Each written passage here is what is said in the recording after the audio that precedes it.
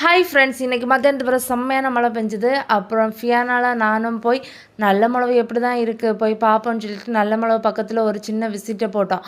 அப்படியே நல்ல மிளகு போய் தொட்டு பார்க்குற நேரம் நிறைய நல்ல மிளகு வந்து பிஞ்சு போட்டிருந்து. சில நல்ல மிளகு வந்து விளையிற ஸ்டேஜ் கொஞ்சம் குண்டு குண்டாக இருந்தது. ஃபியானாலும் அதை பிடிச்சி பார்த்துட்டே இருந்தா. பார்க்குறதுக்கே ரொம்ப நல்லா இருந்து.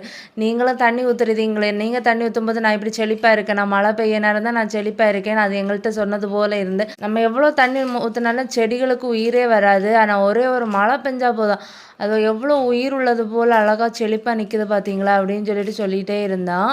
அதுக்கப்புறம் பக்கத்தில் நிற்கிற செம்பருத்தி எங்களையும் சேர்த்து பார்த்துட்டு போங்க அப்படின்னு சொன்னது போல் இருந்து. சரி, அதுக்கு பக்கத்தில் போயிருந்தால் அழகு போல் ஒரு அழகான பூ பூத்திருந்து. அது அவ்வளோ அழகாக இருந்து, எனக்கு ரொம்பவே பிடிச்சிருந்து. கலரும் சூப்பராக இருந்து பாருங்கள்.